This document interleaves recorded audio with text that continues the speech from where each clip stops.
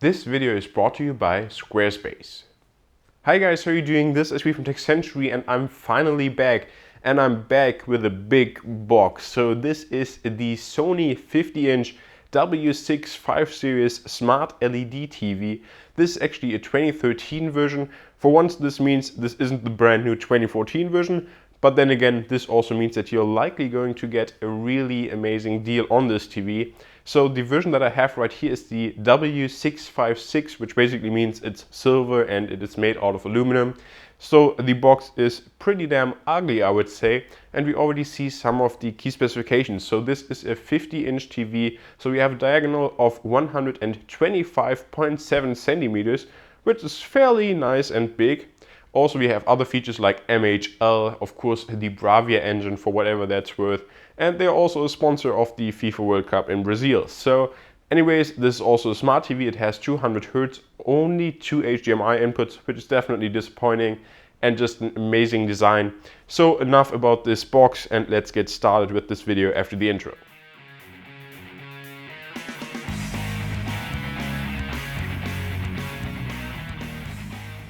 So here we are back, and TV unboxings are always a challenge, especially the bigger the TV gets. And with this 50-inch TV, I'm not going to show you how I took it out of the box, because even with two people that was already just difficult enough and I didn't want to drop it. So now we actually take a look first at the instructions, and as well as also like the little accessories that we get in the package right here. Then we're going to take a look at all the other stuff like the stand, the remote and so on. And then last but not least, I'm going to show you the panel itself, so all the ports and of course also the design, and give you my first impressions. So here we just see the instructions, as well as also here the batteries that are included for the remote, and then also a nice cable tie.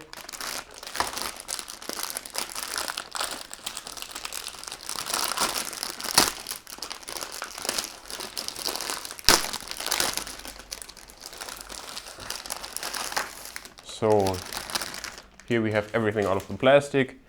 The batteries are just like the standard batteries for remotes that we all know, branded by Sony. Then we have this cable tie right here, which is always nice, so that you don't have too much clutter going on. But this actually feels a little bit, I don't know, cheap. If a cable tie can feel cheap, then it does. So next up, we just have some more information about the product, as well as also here some registration advantages, and actually also for just using some of these smart apps that this TV has, you have to register it. So I haven't really seen this on like a Samsung TV or an LG TV, but on this one you actually have to do that. And then we also have a quick start guide right here. As you'll see later, we also have some separate instructions on actually how to install the stand and also how to use it for wall mount, for example. And then we have some safety informations, some more safety informations in a ton of languages. And then also we'll have here the wall mount bracket installation guide. So this is the first part of the accessories, or rather instructions. And now we'll continue with the other accessories that are in the box. So here in front of me you basically see all the accessories that come with the Sony, and some of them are rather special. So let's start out with just something that you will find on any TV, and that's the remote that we'll see right here.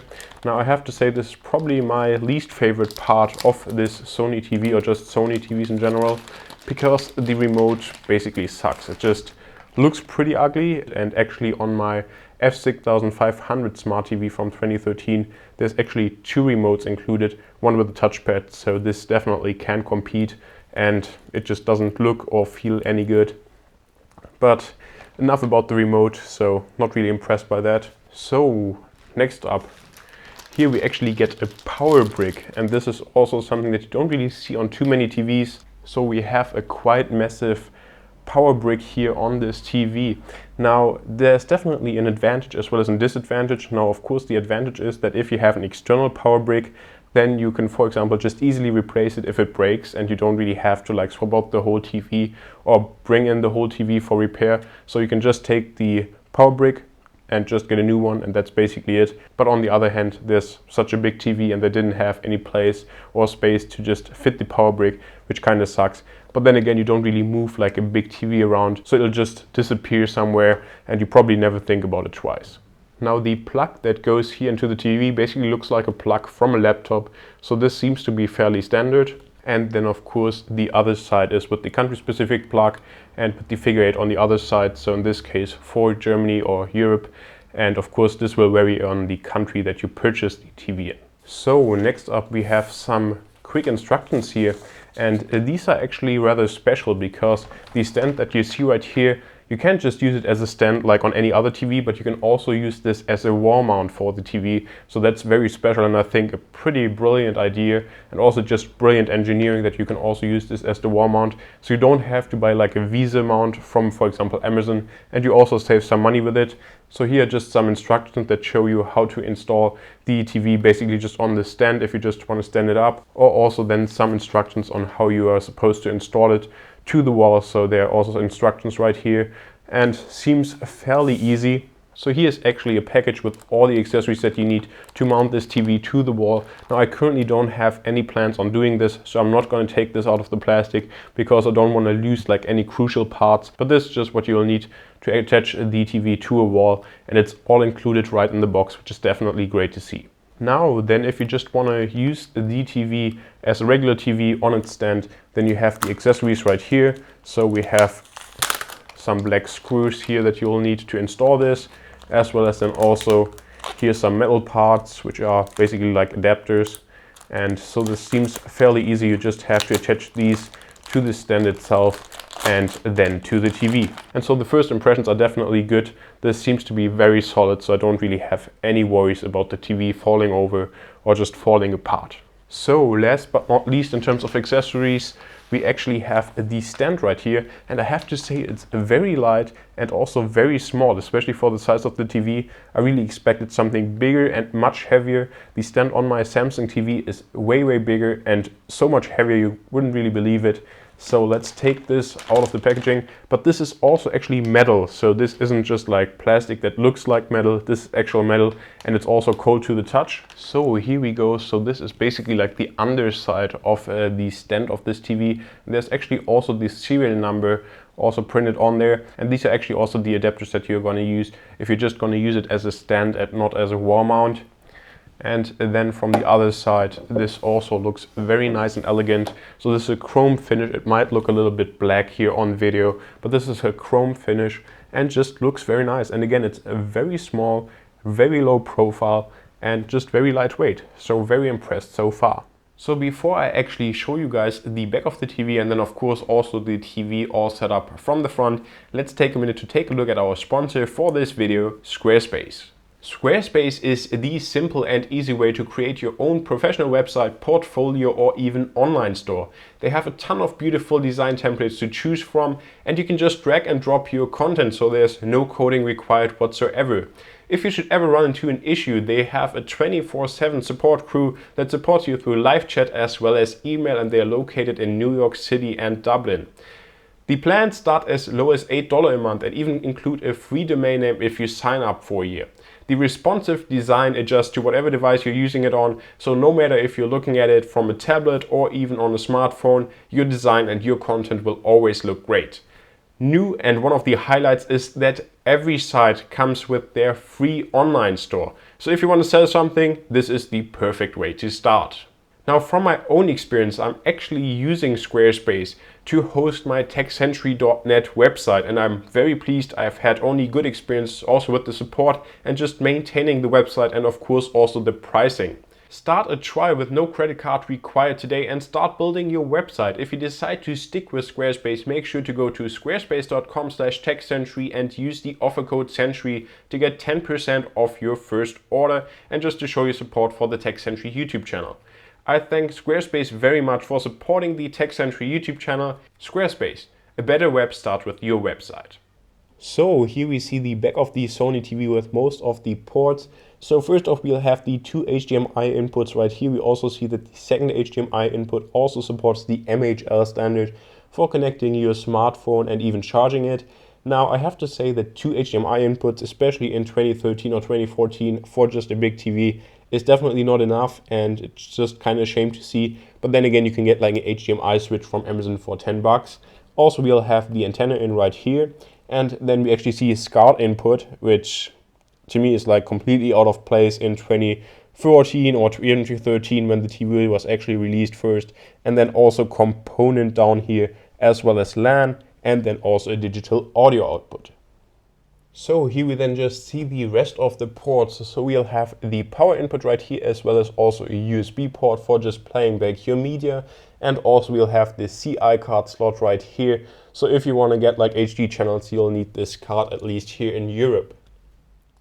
Last but certainly not least, if you actually want to control the TV without the remote, or if you lost the remote, then there are these buttons here on the back.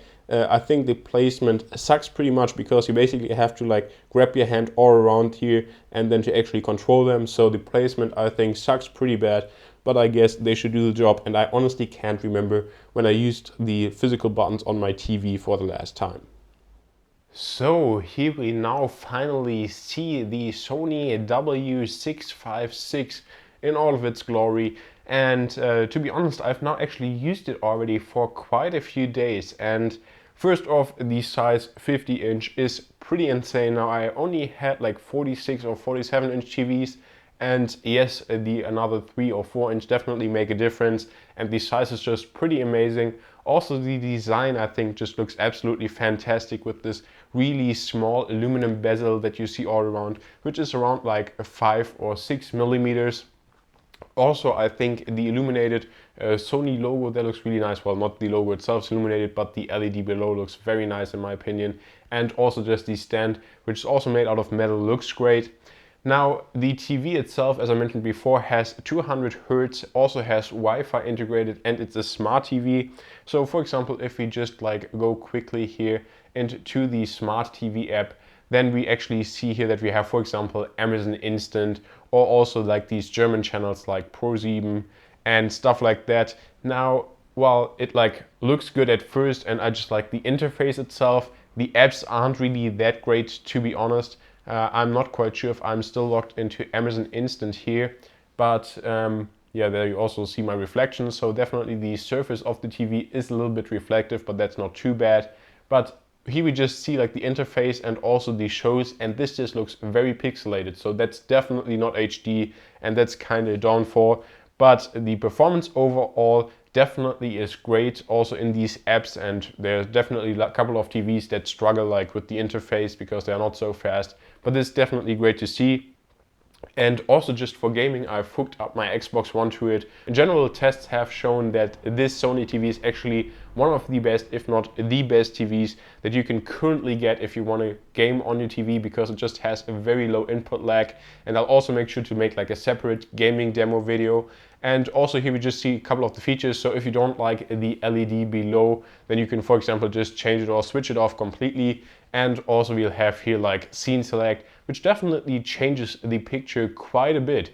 So I was very surprised. So here, for example, it now is like way more oversaturated, and just in general, it really helps to like go through all of these different picture modes because they have a big impact. And especially if you want to connect like an Xbox, make sure to just use the game mode right here, because this is just the perfect choice and the picture looks much better. But enough about the TV now, because this is just an unboxing and first look. I just hope that you guys enjoyed this video. I'm very glad to be back making videos.